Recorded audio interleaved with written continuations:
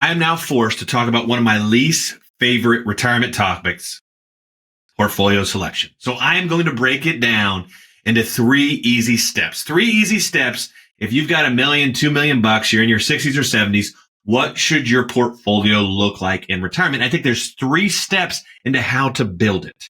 The first step is the destination step. I don't know how so many people miss this. Where are you going? I don't just hop in my car and be like, I'll figure it out later. No, you have to have a destination, which means what are your goals?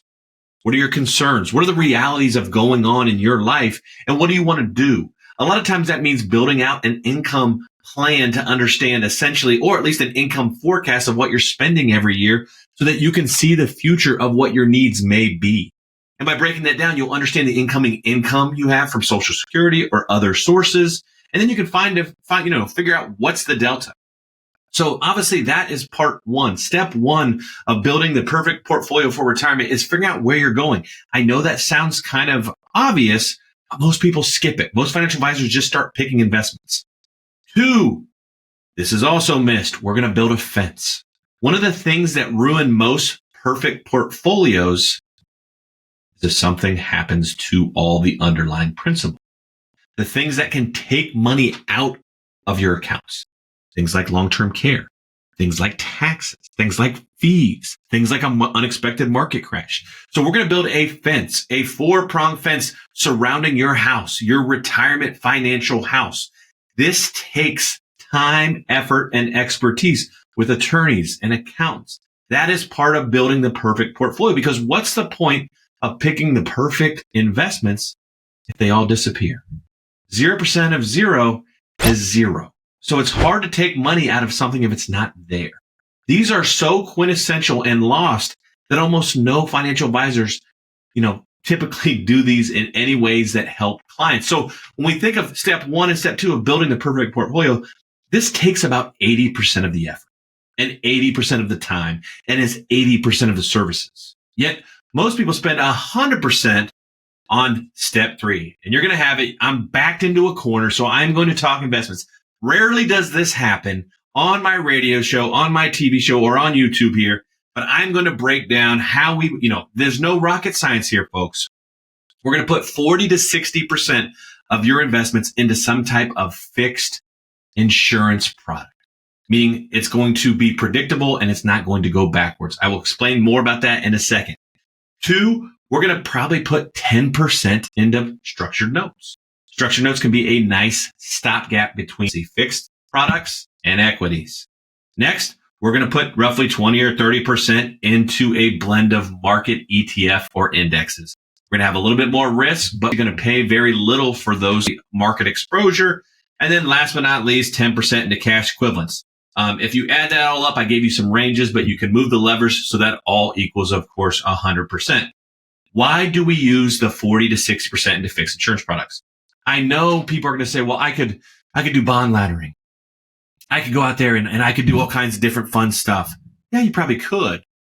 But in my experience, that's going to cost a lot of money. That's going to cost a lot. You're going to cost someone to ladder bonds. You're going to have someone monitor them. And then you're going to pay an advisor 1% to manage them. And when you add all those things up, you net maybe a little positive with a ton of work. Fixed insurance products, things like annuities, fixed index annuities are easy and simple, and the interest rates are very, very favorable right now. Meaning most fixed insurance products, we're seeing things like 4, 5% fixed. I mean, you could just say, hey, I want 4% or 5%, and it's growing tax deferred. That is a great reason to have a predictable investment holding the majority of your assets in retirement. It just makes sense. It's easy. It doesn't require extensive management. And here's what I think most people don't realize. It allows me to charge a flat fee that's a lot less than 1%. When I can charge a fee that's a lot less than 1%, you win. You get to keep that in your pocket. And I think that is something that most people can't think of how all that plays together. But from an investment selection standpoint, if it doesn't have to be touched every day or every week, we can charge less for our services. And a lot of times we can end up at the same spot from a return standpoint with a lot less headache, a lot less risk, a lot less stress.